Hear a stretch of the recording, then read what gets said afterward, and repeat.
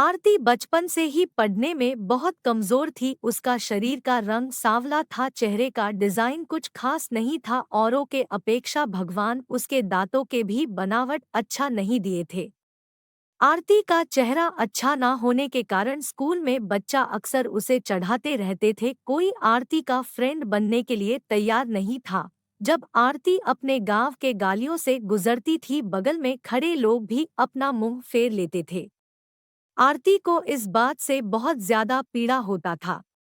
वह यह नहीं समझ पा रही थी क्योंकि वह बहुत छोटी बच्ची थी। आखिर बात क्या है? हमारे चेहरे को देखकर लोग अपना मुंह क्यों छुपा लेते हैं? आरती जब स्कूल से घर वापस आती थी तब अपने माँ से एक यही सवाल करती थी कि माँ, जब हम अपने स्कूल से घर आती हूँ तो लोग हमें ऐसे क्यों देखते हैं और स्कूल में भी हमसे कोई बात नहीं करता है। हमारा कोई फ्रेंड भी नहीं बन रहा है, आता हमसे कोई बातचीत भी नहीं करता है। इतना बात सुनकर आरती की माँ की आंख में आंसू आ गया। वह फफक फफक कर रोने लगी, लेकिन अपनी बिटिया को यह नहीं समझा पा रही थी तुमसे लोग इतना घृणा क्यों करते हैं। माँ आरती से बहुत ज्यादा प्यार करती थी। गली मोहल्ले में आरती को मनहूस जब लोग बोला करते थे, आरती की माँ कड़ी शब्दों में जवाब दे देती थी। आरती के माँ अपने कलेजे के टुकड़े को हर वक्त अपने साथ में रहती थी और जो भी उसे बोलता था उसके बदले में जवाब देती थी। आरती धीरे धीरे अपनी पूरी उम्र जीने की एक आदत बना ली और जो लोग बोल रहे थे उसके पीछे कुछ और सुनने के लिए तैयार नहीं रहती थी। बस अपने काम से मतलब रखती थी, पढ़ाई करती थी और वापस घर लौट जाती थी। धीरे धीरे आरती बड़ी होते चली गई। अब उसका उम्र शादी करने लायक हो गया था। अब उसके पापा लड़का खोजने के लिए एक गांव से दूसरे गांव में जाने लगे, लेकिन जो भी लड़का वाला आरती को देखने के आता था वह बिना पसंद किए ही लौट जाता था। ऐसे बहुत बार हुआ। अब बहुत दिक्कत होने लगा आरती को शादी करने में। आरती के पापा भी थक चुके थे लड़का खोजते खोजते। ऐसा कोई गांव नहीं था जिस गांव में आरती के पिता लड़का खोजने के लिए नहीं गए थे। अब आरती के पापा भी गुस्से में आकर आरती को मनहूस बोलना चालू कर दिया। लेकिन माँ तो एक ऐसी थी जो सभी लोगों को समझाती थी और आरती के बारे में भला बुरा कहने वालों को सबक सिखाती थी। भगवान ने भी आरती के साथ बहुत ही क्रूरता मजाक किए थे। शरीर के बनावट ऐसे बना दिए थे जिसे देखकर कोई भी लड़का वाला पसंद ही करता था। आरती भी इस बात को लेकर चिंता कर रही थी कि पापा हमारे लिए इतना दूर दूर तक जाते हैं लड़का देखने के लिए, लेकिन हमें कोई भी लड़का पसंद नहीं करता है। जिस औरत को लगता था कि आज नया खाना बनाना है और कुछ नया आइडिया इसमें टेस्टी लाना है, तो औरत आरती के पास में आकर जानकारी लेती थी। बहुत सारे औरत यह भी सोचती थी कि आरती के द्वारा बनाए गए खाना को हम सीख ले, लेकिन यह उन सभी के बस की बात नहीं था। आरती के हाथ में ऐसा टाइमिंग जादू था जो आरती के इस कला को कोई सीख नहीं पाया।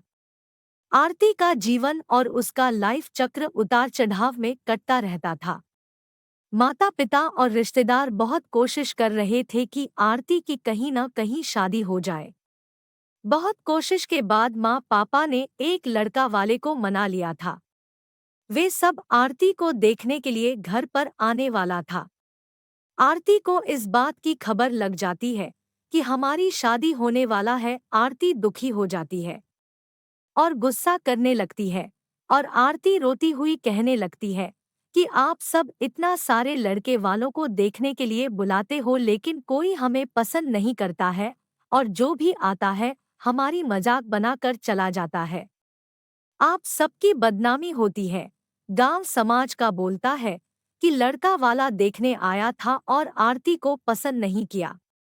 गांव वाले भी कहते हैं कि पता ना उसके मम्मी पापा कैसे उसको जन्म दिए हैं। इस मनहूस को कि कहीं शादी ठीक ही नहीं हो रहा है। आरती माँ ने आरती को समझाई कि शादी में अक्सर ऐसा होते रहता है। हर कोई किसी को पसंद नहीं होता है। जिसे तुम पसंद आ जाओगी तो तुमसे जरूर शादी कर लेगा। तुम अपना ख्याल रखो, तुम अपने आप पर ध्यान दो, कौन तुम्हें पसंद करेगा या नहीं करेगा यह तुम उनके पर छोड़ दो। का प्रहार कर रही थी। आरती निठुर भाव से अपनी मम्मी की ओर देख रही थी और उसके बातों को सुन रही थी। आंख से आंसू बहा रहे थे, लेकिन आरती चुपचाप खड़ी रही। आरती एक ही सवाल कर रही थी, माँ क्या आप मुझे मारना चाहते हो? गुस्से में मम्मी ने भी बोल दी हाँ। आरती बिना एक पल बिताए ही सीधा अपने कमरे में जाकर दरवाजा बंद कर लेती है। 1-2 मिनट के बाद में मम्मी का गुस्सा शांत होता है। तब आरती के मम्मी को अपनी गलती का एहसास होता है। उसके मम्मी आरती के रूम के तरफ गई और दरवाजा खोलने के लिए बोली, लेकिन आरती ने अपने रूम को अंदर से बंद कर लिया था। आरती के माँ ने जब देखी कि आरती अंदर से दरवाजा बंद कर ली है, आरती के माँ सोची कि यह कोई गलत कदम नहीं उठा ले। इसीलिए आरती के मम्मी ने उसके पापा के पास तुरंत कॉल की घर आने के लिए। दोनों ने दरवाजा खोलने के लिए काफी कोशिश की, लेकिन आरती ने दरवाजा नहीं खोली। कुछ समय बीतने के बाद आरती के पापा को अब एहसास हो गया कि आरती कुछ गलत कर ली है। आरती के पापा ने तुरंत दरवाजा को तोड़ दिए।